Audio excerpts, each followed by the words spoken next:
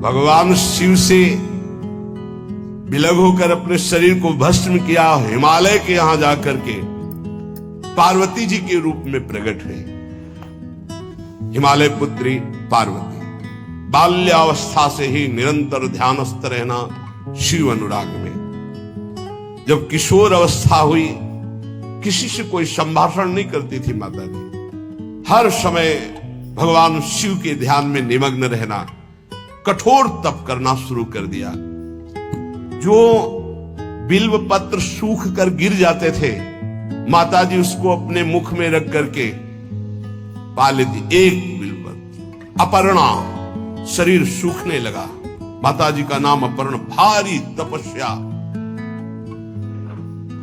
भगवान शंकर को एकदम बोध हुआ कि सती का जन्म पार्वती के रूप में हिमालय के यहां हो चुका है और वो हमारे लिए कठिन तपस्या कर रही है। तो सप्त ऋषियों को बुलाया और उनसे कहा कि जाओ इनके प्रेम की परीक्षा लो। जानते हैं, सब कुछ जानते हुए भी ये होता है। इसे लोग कहते हैं भगवान जानते हैं अपने भक्त को, तो परीक्षा क्यों लेते हैं? तो पढ़ाया तो टीचर ने है, तो सालाना परीक्षा तो होगी ही कि तुम क्या पढ़े हो। ऐसे ही तुम्हारे प्रेम की परीक्षा होगी। तुम हरि को चाहते हो या हरि की रची हुई माया को? हरि की हुई रची हुई माया में आकर्षित हो गए तो 0 आ जाएगा। वो हरि की तरफ देखते रहे, माया से बच गए तो नंबर आ जाएंगे। 100 के 100 आते हैं, यहाँ 98 96 नहीं आते। 2 ही चैप्टर हैं, हरि पसंद कर रहे हो या हरि की माया। हर भक्त के सामने आता है तो प्रायः लड्डू ही खाने को मिलता है। बचता वही है जो मामे वे प्रपद्यन्ते माया में ताम तरंति थे, केवल हरि। पार्वती पहि जाई तुम प्रेम परीक्षा लेहु, गिरिहि पेरि पठयहु भवन दूरी करेहु संदेहु। हे सप्तऋषियों, जाओ, हमारी आज्ञा है। पार्वती की प्रेम की परीक्षा लो, यदि पास हो जाएं तो उनको तपस्या से निवृत्त करो। बोलो महादेव जी प्राप्त हो जाएंगे। जाओ भवन को चली जाओ, तपस्या की आवश्यकता नहीं। ऋषियों ने जाकर के पार्वती जी को देखा, मानो मूर्तिमान तपस्या विराजमान हो, अस्थिमात्र हुए रहे शरीर, सूखे पत्ते बिल्व के। मुनि बोले, हिमांचल नंदिनी, इतना कठोर क्या प्राप्त करना चाहती हो? किसकी आराधना कर रहे हो? तुम्हारा लक्ष्य क्या है? यदि हम सुनने के अधिकारी हों तो आप कृपा करके बता सकती हैं। पार्वती जी ने कहा, मन बड़ा सकुचाता है आपसे बताने में। आप लोग कहीं मेरी हंसी ना उड़ा दें जो मेरा लक्ष्य है। मैंने भी बहुत सिखाने की कोशिश की, लेकिन मेरा मन नहीं मान रहा, हठ पकड़ लिया है। क्योंकि मेरे गुरुदेव ने मुझे जो आकर के बचपन में बता दिया, मैं वही हृदय से स्वीकार कर ली। मनु हठ परा सुनई न सिखावा, चहत बारी पर भीति उठावा। नारद कहा सत्य सुई जाना, बिनु पंखन हम चाहि उड़ाना। मुनियो, वैसे आप भी हंस दोगे। ऐसा लगता है जैसे हम भारी प्रबल धारा में बालू का बांध बनाना चाहती हैं। कहां भगवान शिव और कहां मैं? मेरे गुरुदेव नारद ने बचपन में आकर के कहा, तुम्हारे पति देवाधिदेव महादेव होंगे। बस मैं तब से अपने पति की प्राप्ति की आराधना कर रही हूं। पता नहीं आप मेरी बात सुनकर हंसेंगे कि मानो बिना पंख के मैं आकाश को छूना चाहती हूं। ऋषि हंस पड़े और कहा, बात तो सही है। पर्वत से उत्पन्न हुई हो तो इसलिए तुम्हारी बुद्धि भी हमें लगता है जड़ ही है। नारद के उपदेश से आज तक किसी का घर बसा है? नारद के उपदेश से किसी का घर बसा है? अरे जिसका उपदेश किया उसको बैरागी बना दिया, गृहस्थी तो बनाया नहीं। नारद उपदेश सुनकर किसी का घर बसा हो ऐसा तक प्रमाण नहीं है। देखो, दक्ष के पुत्रों को उपदेश किया, 10,000 एक को 1,000 एक, लौट कर नहीं आए, सब 1000 बार आकर के, सैकड़ों बार आकर महादेव जी भी कहें कि अपने गुरुदेव के वचन छोड़ दो, तुम्हें अपने गुरुदेव के वचनों का त्याग करने वाली नहीं, आप जा सकते हैं। बहुत जगत में कुंवारी कन्याएं और कुंवारे वर हैं, उनका ब्याह करा दीजिए। मेरी तो केवल एक ही बात रहेगी, हर जन्म महादेव जी के लिए। समस्त सप्तऋषियों ने साष्टांग दंडवत की और कहा, जगदम्बा आप नित्य शिव की अर्धांगिनी, भगवान शिव ने ही मुझे भेजा था आपकी परीक्षा के लिए, जाओ। भगवान शिव सब जान रहे हैं, ब्याह पक्का, अब आपको तप करने की जरूरत नहीं है। तुम माया भगवान शिव, सकल जगत पितुमात, नाई चरण सिर मुनि चले, पुनि पुनि हर्षत गात। प्रणाम करके सप्तऋषि गए, हिमांचल से कहा, सादर अपनी कन्या को लिवा लाओ और ब्याह की तैयारियां शुरू करो। महादेव जी ब्याह के लिए पहले से ही राजी हैं और समस्त देवता ब्रह्मा जी आज उनके पास जा रहे हैं प्रार्थना करने के लिए। इधर जब पार्वती जी को लेकर हिमालय अपने घर पे आते हैं, तब भगवान विष्णु, समस्त देवता, ब्रह्मा जी कैलाश पहुंचे, जहां भगवान शिव विराजमान थे। सबने स्तवन किया और कहा, प्रभु बहुत दिन से एक लालसा है, सकल सुरन के हृदय शंकर परम उछाहु, निज नैनन देखा चाहे नाथ तुम्हार विवाह। भगवान विष्णु, ब्रह्मा जी, समस्त देवताओं ने कहा, प्रभु हम सबके मन में एक उत्साह है, आप दूल्हा हो, हम सब बराती हो, आपका विवाह देखना चाहते हैं। प्रभु ये उत्सव देख ले तो हमारा जीवन सार्थक हो गया, आप हां बोलो। कामदेव के मद को चूर करने वाले आपको दूल्हा रूप में देखना चाहते हैं हम सब। स्वामी का स्वभाव होता है सेवक को सुख देना। पार्वती जी ने अपार तप किया है आपके लिए, आप उनको अंगीकार कीजिए। भगवान विष्णु ब्रह्मा जी की प्रार्थना सुन करके भगवान शिव जी ने कहा, तथास्तु, ठीक है ब्याह पक्का। देवताओं ने नगाड़े बजाए, फूलों की वर्षा होने लगी, देवाधिदेव महादेव की जय के नारे कैलाश में गूंजने लगे। सप्तऋषि भगवान शिव के पास आए, कहा, प्रभु बड़ी अनन्य है पार्वती जी आपकी, अखंड प्रेम है, हमने बड़ा छल करके उपदेश किया, लेकिन उन्होंने कहा कि मैं नारद जी का उपदेश नहीं त्याग सकती, करोड़ों जन्म लूंगी और हर जन्म महादेव जी के लिए। भगवान शिव जी की आंतरिक वृत्ति जो पार्वती जी की प्रीति की है, उसे कोई नहीं जानता। बहुत विरह में रहे, ऐसा न समझे कि देवादिदेव महादेव जी परम उदासीन है, नहीं। सती जी के वियोग में बड़ी विचित्र दशा महादेव जी की हुई थी। सप्तऋषि फिर गए पार्वती जी के पास और कहा, भी बीच में घटना घट गई, कामदेव गया था महादेव जी की समाधि को भंग किया, तो महादेव जी ने कामदेव को भस्म कर दिया, तो अब ब्याह का मतलब क्या रह गया। भवानी ने कहा, तो तुम क्या अभी तक भगवान शिव को काम युक्त देखते थे क्या? क्या तुम समझते हो तुम्हारे जान काम अब जा रहा? अरे अब लग शंभु रहे सबिकारा। तुम्हारी नजर में अभी तक भगवान भिखारी थे और अब काम को भस्म किया है। अरे हमने भगवान शिव की आराधना की, हमारे जानी सदा शिव जोगी, अज अनवद्य अकामो अभोगी। मैंने तो शिव को सदा ही योग संपन्न ब्रह्मबोध देखा है। वचन और कर्म से, मन से मैंने यदि भगवान शिव को अपना स्वामी माना है, योगी, अजन्मा, अनिंद्य, काम रहित, भोगहीन, तो निश्चित मुझे प्राप्त होंगे। भगवान शिव के पास फिर सप्तऋषि गए, बोले प्रभु गजब की निष्ठा है, केवल आपके प्रति प्रेम है। ब्रह्मा जी ने लगन रची, सप्तऋषियों को बुलाया और कहा ब्याह दोनों तरफ, ये लड़की पक्ष की लगन, ये वर पक्ष की लगन।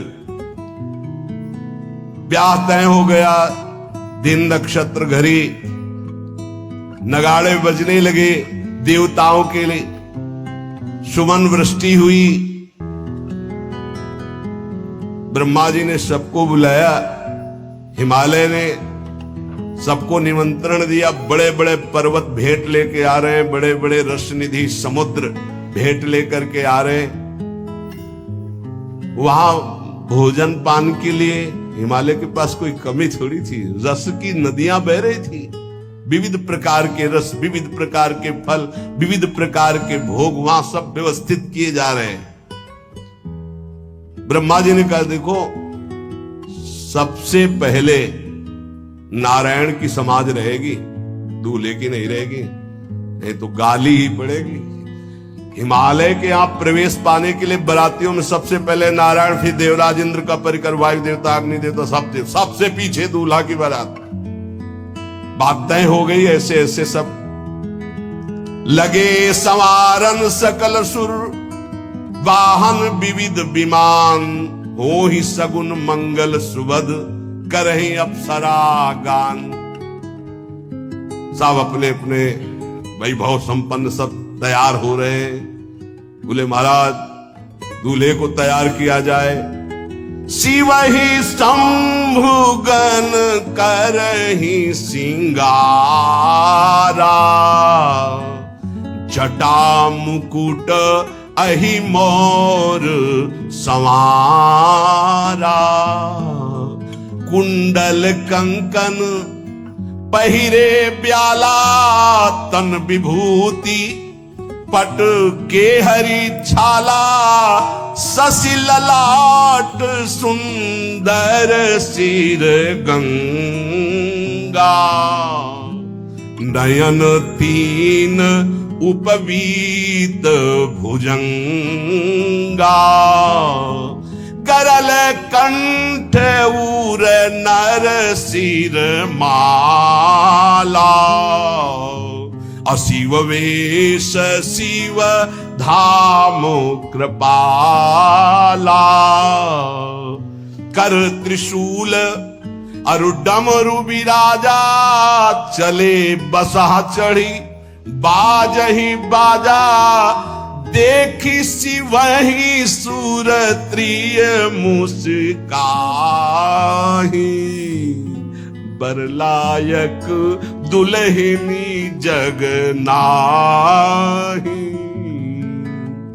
दूल्हे की तैयारी हो रही भाई, चिता की भस्म, चिता की भस्म, जैसे पाउडर ले गए, पहले चिता की भस्म लगाएंगे, अब जटाएं बांधी गई, जटाएं से त्रिभुवन का विनाश जब करना होता, जटा खोलकर जब तांडव करते तो कोई नहीं बचता। जटा कटा संभ्रमम भ्रमण निलंप निर्झरी, बिलोलवी चिवल्लरी विराजमान मूर्धनि, धगत धगत धगत जो ललाट पट्ट पावके। तीसरा नेत्र मानव विश्व का विनाश करने के लिए उसे पटबंद किए हुए विशाल जटाएं। जटा का तो मुकुट सवारा गया, अब जटा बंध है काहे से? सांप, ये मुकुट सांप, और कुंडल करिया और भूरी बीछी, सोने चांदी के लिए डंक मार दे तो बेहोश हो जाओ ऐसे। पहिरे ब्याला, बाजूबंद छोटे फण वाले, है कोई पनिहा कोई दुमहा ऐसे, और ऐसे जनेऊ वासुकी नाग, गले के माला भगवान का विभूत, ऐसा स्वरूप है, और शेर की छाल नीचे, शशि ललाट, द्वितीया का चंद्रमा, शशि ललाट, ये मुकुट द्वितीय का चंद्रमा, सुंदर सिर गंगा, भगवती गंगा फव्वारे ले उठते जटा के बीच से गंगा जी। नयन 3, माथे वाला बंद है, 2 खुले हैं। उपवीत भुजंगा, जनेऊ वासुकी नाग, गरल कंठ, नीलकंठ विष यहां रोके हुए, और मुंडों की माला, हाथ में त्रिशूल, डमरू बंधा हुआ, नंदिकेश्वर पे सवार। बोले ऐसे दूल्हा के लिए दुल्हन तो त्रिभुवन में नहीं मिलेगी, ऐसा दूल्हा दुल्हन का मिलेगी। अच्छा, दूल्हा सज गया, ब्रह्मा जी ने देखा, बोले महाराज आगे आपकी सवारी। नारायण भगवान उनके चतुर्भुज पार्षद, शोभा सुगंध सौरभ, आगे गरुड़ पे सवार, पीछे हंस पे सवार ब्रह्मा जी अपना परिकर, देवराज इंद्र, भगवान विष्णु जी दूल्हे की तरफ देखे, बोले महाराज विष्णु कहा अस बिहस तब बोल सकल दिशराज, बिलग बिलग होई चलो सब निज निज सहित समाज। कोई भी दूल्हे के पास मत फटको, पीछे रहने दो, सब अलग अलग समाज चलो, नहीं पानी नहीं मिलेगा हिमालय के अगर आगे ये हुई तो। अब तो वर अनुहारी बरात न भाई, हंसी करहियो पर पुरजाई। नारायण ने कहा कि दूल्हा के अनुरूप ही हम सब बराती नहीं भैया, दूल्हा सबसे पीछे, सब बराती क्रम से पहले हम, फिर ब्रह्मा जी, फिर देवराज इंद्र, से सब। भगवान शिव ने कहा तुम अपने पार्षद सब लिए हो, जो हम बुलाते हैं। श्रृंगी निकाली, जे ही बजाया तो भगवान शिव के पार्षद आ गए। शिव अनुशासन सुनि सब आए, प्रभु पद जलज शीस तिल, जय हो महाराज की आज्ञा करो। अरे बोले विवाह हमारा बहुत दिलों से आओ। घुचप्पा जैसे देखो ना, अगिया बैताल। हाँ अब कैसे शिव के बराती है, जरा ये आगे पार्टी तो निकल गई बंदनी। ये जो भगवान शिव ने बुलाया बरातियों को, अपने साथियों को मुखहीन विपुल मुख काहू, बिनु पद कर को बहुपद पाहू, विपुल नयन को नयन विहीना, रिष्ट पुष्ट को अति तन खीना। किसी के एक को मुख नहीं, केवल मांसई का पिंड है। और पूर्णम जैसे 16 वर्ष की अवस्था, हाथ में दर्पण और अद्भुत मुकुट धारण किए हुए, जटाएं ढकी हुई, गौर वर्ण, वो सुंदर रूप जो देखे सो मोहित हो जाए। ध्याये नित्यम महेशम रजति किरणिमं चारु चंद्रावतंसम। कैसा सौंदर्य रूप महादेव जी का। चलो अब जो जेवनार के लिए सब शुभ नौबधुएं सब मैना जी को बुलाया, देखो दूल्हा आ रहे हैं, एक एक कदम ऐसे चल रहे, संभाल संभाल के जैसे चलना सीख रहे हो। तांडव करने वाले चरण है, पर नारद जी ने को अब नहीं। नव किशोर अवस्था, हाथ में दर्पण, वो सुंदर रूप भगवान शिव का, एक एक कदम बारात में जो देखे सो मोहित। मैना ने कहा हो अहो भाग्य, ऐसे दूल्हा बोले वही हैं जो नंदी पे सवार थे, इनके स्वरूप को जानना बड़ा कठिन है। अब जो सुंदर जेवनार हुई बरातियों के साथ भगवान शंकर की बड़े मधुर गीत गाए जा रहे हैं। मुनियों ने फिर हिमवान को लगन पत्रिका सुनाई। विवाह का ठीक समय देख करके समस्त देवता और वेद स्वयं मूर्तिमान होकर वेद उच्चारण कर रहे हैं। भगवान शिव का पाणी ग्रहण संस्कार हो रहा है।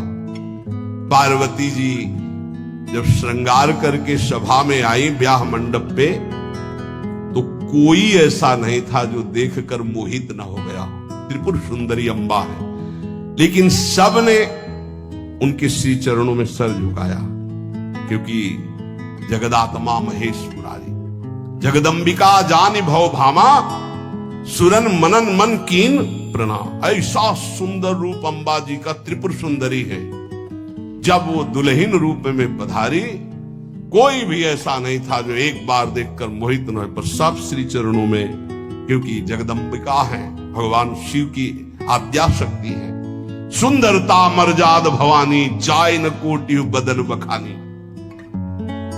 करोड़ों मुखों से यदि वर्णन हो तो इस समय जो पार्वती जी का सुंदर रूप है, नव किशोरी और दुल्हन रूप, पार्श में बैठे अत्यंत सुकुमार, कपूर और चांदी की तरह गौर वर्ण, एकदम तेजोमय, विशाल नेत्र, स्वर्ण आदि के आभूषण, कहीं कोई एक बिच्छू सर्प कुछ नहीं, बिल्कुल नव किशोर राजकुमार स्वरूप भगवान शिव पार्वती का मन रूपी भौरा शिव जी के रूप को देखकर लुभायमान।